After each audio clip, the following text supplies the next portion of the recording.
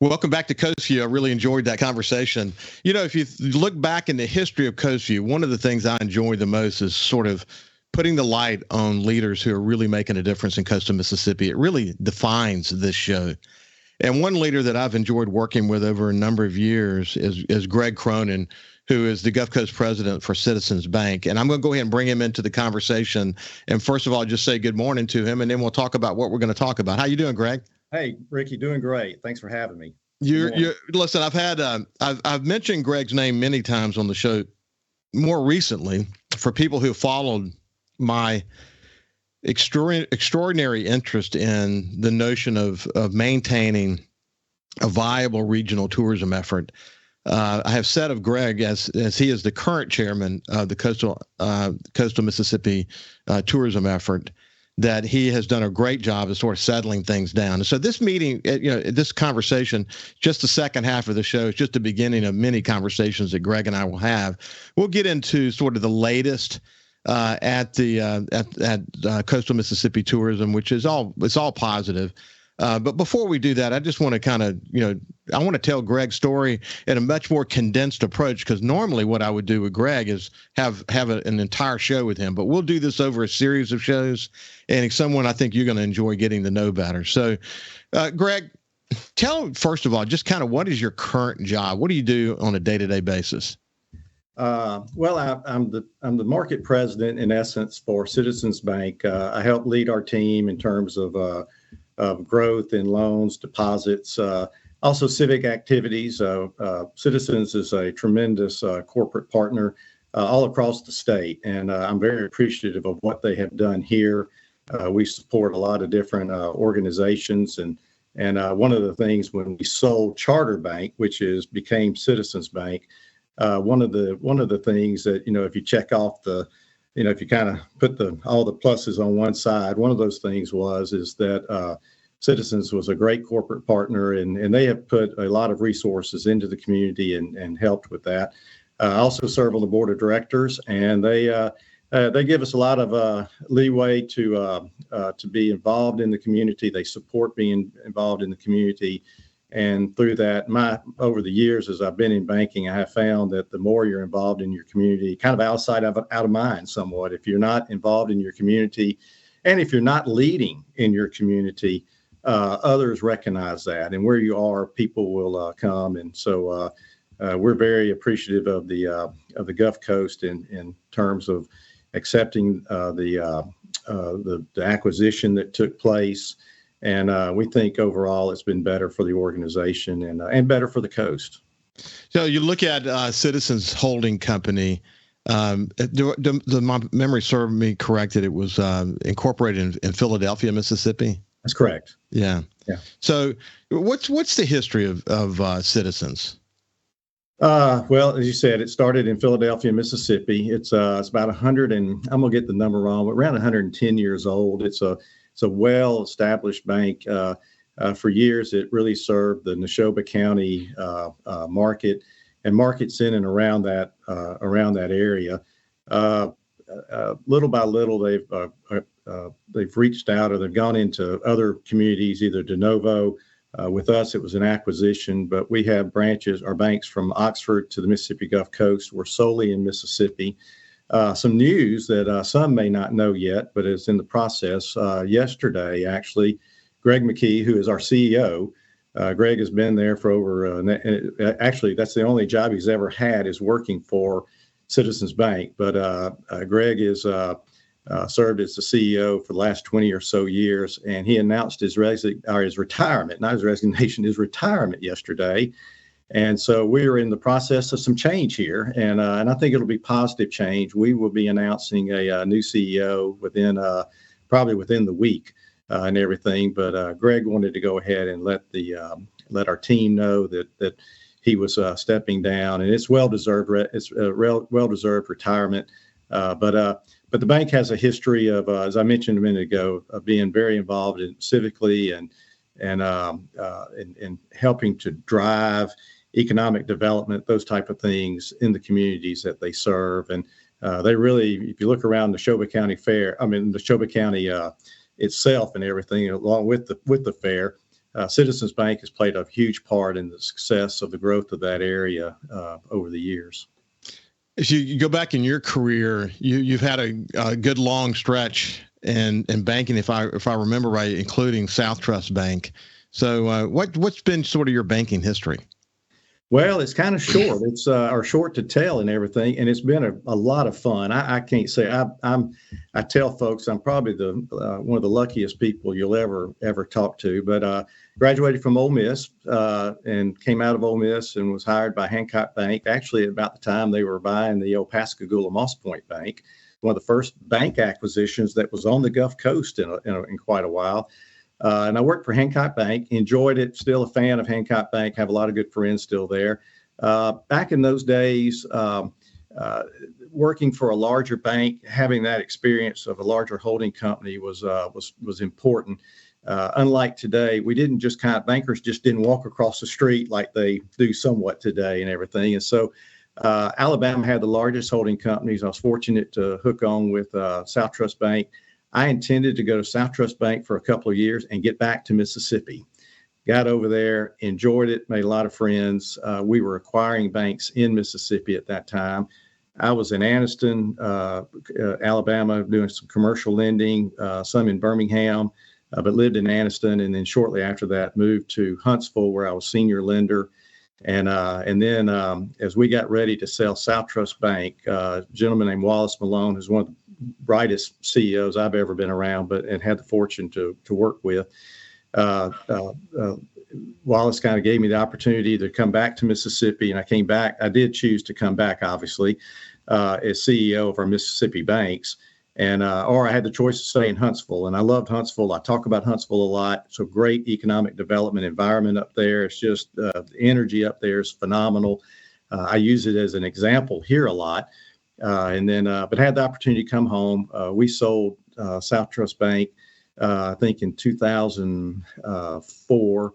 And then obviously Katrina hit. I got back just in time for Katrina, but Katrina hit, and then a group of us kind of came together and thought it was a good time to start a bank in South Mississippi and along the Gulf Coast. And so I, with about a group of about 10 others, started Charter Bank, and we had just a great run, and the community was so good to us. And then we sold, and sometimes I'm asked, why did you do that? And a lot of it was just the regulatory environment, and the cost of the regulatory environment was changing so much. We were actually we opened the bank in 2008 with a branch in Harrison County and one in Jackson County, and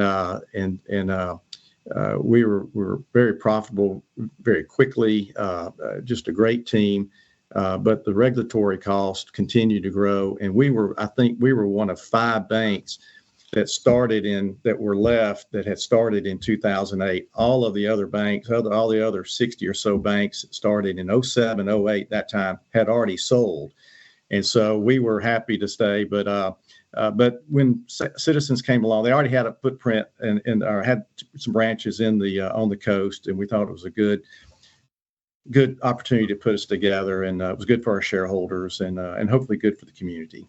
And, I've seen this commitment to the community through you. I've often said, I had a great mentor in Roland Weeks, learned really early in my career that we needed to flex muscles in so many different ways in terms of our volunteer role, and that over time you become a leader because you understand how all the dots start to connect, and one thing leads to another. And what I often say is that when you're engaged in the community, not only can you make a contribution, but when you're in the trenches, you meet people, you get a sense of what the needs in the community are, and it makes your business stronger because you understand those connections. Absolutely. You and I have compared notes before.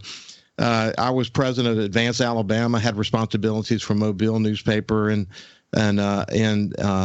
Birmingham and Huntsville and AL.com.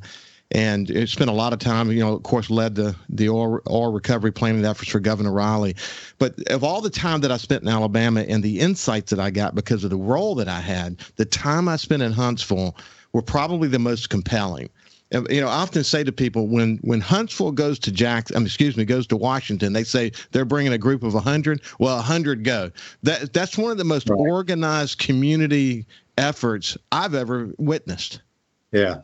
the energy in Huntsville is just phenomenal. And I tell two stories. One is when we were there for about 4 years. I had children at that time who were in elementary schools, and several of their teachers were Dr. Matthews or Dr. Cronin and things. And then just during the day, I guess in the 4 years I was there, I actually worked with probably 10 to 12 new startups that we were part of. And then we had customers that we had helped with startups that were selling their business. And some of those stories were just phenomenal. But the energy there is just is off the charts, and there's so much to learn there. There's a lot of their blueprint we can use down here, and we do use down here. I agree. Hey, listen, when see perspective, that's what I'm talking about. So the time I spent in Alabama and Louisiana, the opportunities I had to have responsibilities for newspapers in Georgia and Florida, what you learn in the trenches like that, you can bring back to coastal Mississippi. It makes you a better leader. The more perspective you get, the stronger you are. When we come back with Greg Cronin, we'll talk more about coastal Mississippi tourism. We'll see you after this.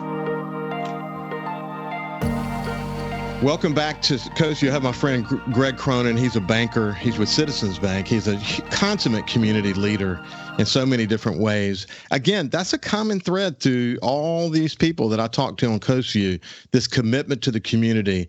And what I think what CoastView does is provide sort of a look into best practices, personal best practices, and what that commitment should look like, so that maybe you can be inspired to find your role in the community and make your mark. And what Greg and I were just talking about during the break, we could literally spend a show talking about Huntsville and what they're doing and how they do it, and this thriving economy they have there for a lot of different reasons. People think of Huntsville, they think of NASA, but it's way bigger than that. And one day we'll come back again, because I think that reflection about a market like Huntsville is a good sense for people to look at it and say, woo, that's what our competitors are doing. Yeah, that's what our competitors are doing. Right. And they got it together. I think about Stennis Space Center, incidentally, Greg, when I think about Huntsville, the same sort of alignment around Stennis. And as the Gulf Coast Business Council takes on as a major priority, working more closely with Stennis, it's the same kind of thing. To me, it's really very applicable to what you're seeing play out in Huntsville.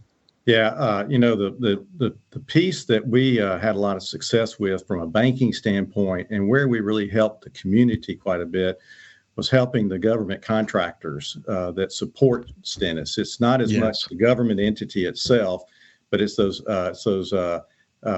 private government contractors that are working and that are supporting that.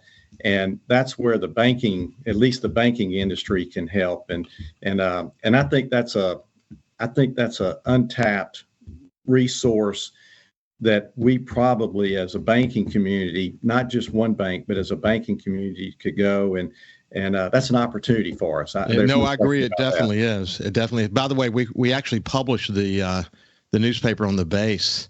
The Huntsville Times did while I was there. So eventually, I think all that went online. But it was a great dynamic opportunity to learn.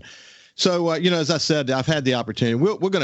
This is the first of many conversations that you and I will have, and I think we should come back and talk about best practices that you and I both observed while we were both in Alabama and how they're applicable here in coastal Mississippi. But the one big success coming out of Hurricane Katrina was a major recommendation that came out of a committee that I led as chairman of the tourism recovery effort, was to regionalize tourism. And it took years and years to pull it off.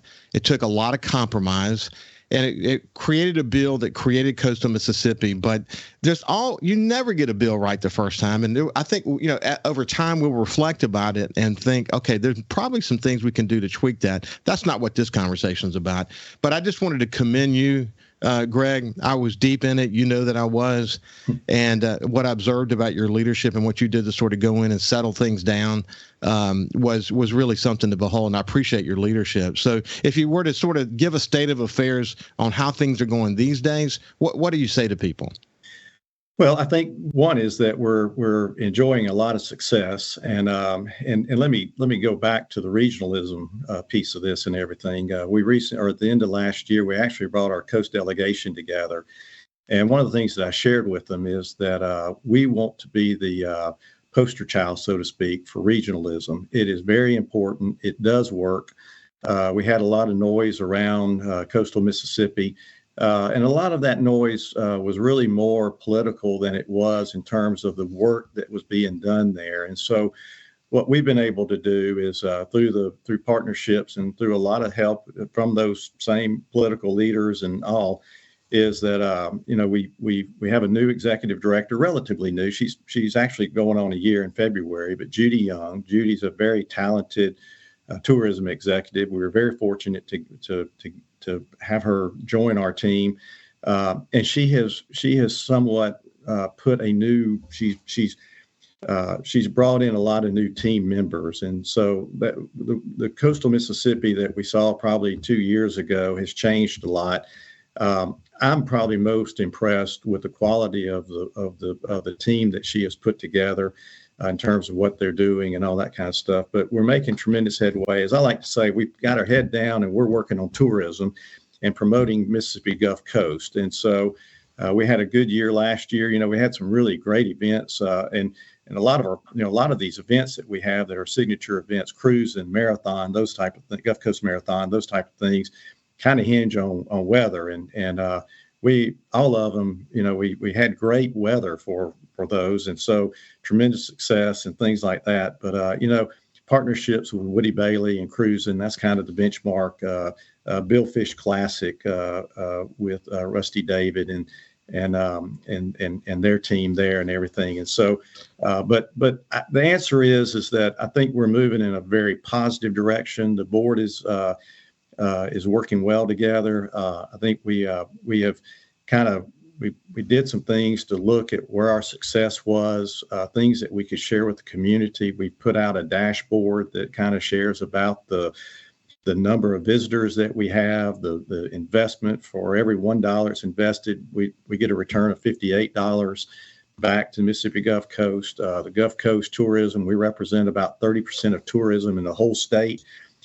Just sharing with everybody, sharing with the Gulf Coast how important tourism and how it works, but I feel like we're going I'm pleased with the direction that we're going. There is no question about it, and I really want to commend the Jackson County Board of Supervisors for appointing you and Paige Roberts and Jerry St. Pei and your work in sort of doing the kind of collaborative, conversations that needed to occur.